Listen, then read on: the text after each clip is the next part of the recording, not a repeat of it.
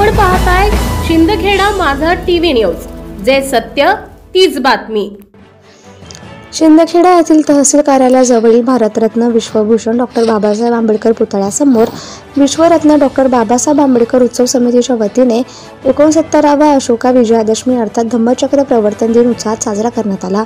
सुरुवातीला त्रिशरण पंचशील भीमस्तुती पठण करून डॉक्टर बाबासाहेब आंबेडकर यांना उत्सव समितीचे ज्येष्ठ अध्यक्ष अभिमन पाटोळे यांनी पुष्पहार घालून अभिवादन केले। सोबत उत्सव समितीचे सर्व पदाधिकारी सदस्य तसेच शहरातील बुद्ध अनुयायी यांनी अभिवादन केले।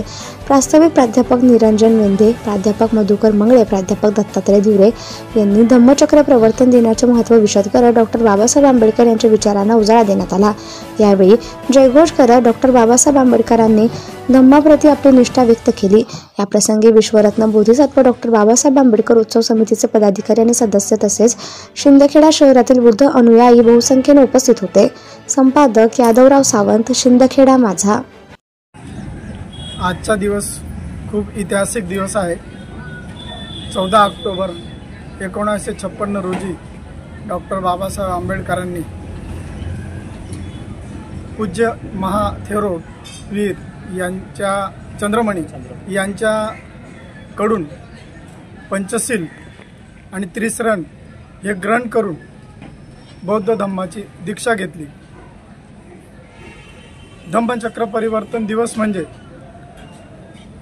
जो सम्राट अशोकाने गतिमान केला होता, त्यानंतर काही काळानंतर तो धम्मचक्र हा लुप्त पावला, परंतु डॉक्टर बाबासाहेब आंबेडकरांनी बौद्ध धम्माची दीक्षा घेतल्यानंतर त्याला गतिमान केले।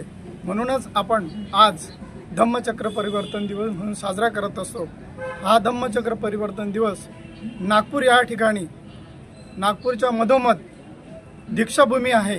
या दीक्षाभूमीमध्ये लाखोच्या संख्येने बौद्ध अनुयायी त्या ठिकाणी बुद्धांचं दर्शन घेण्यासाठी आणि धम्म स्वीकारण्यासाठी आज रोजी त्या ठिकाणी जमलेले आहेत।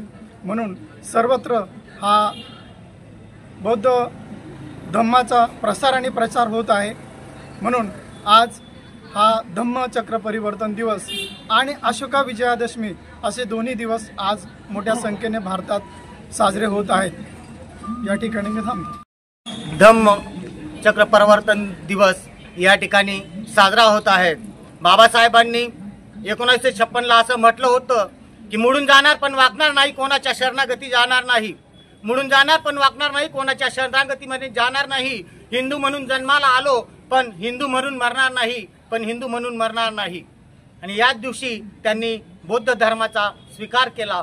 त्रिशरण पंचशील त्यांनी अंगीकारले, म्हणून या दिवसाला हे अत्यंत मोलाचं महत्त्व आहे। धन्यवाद। Subscribe now and press the bell icon. Never miss an update.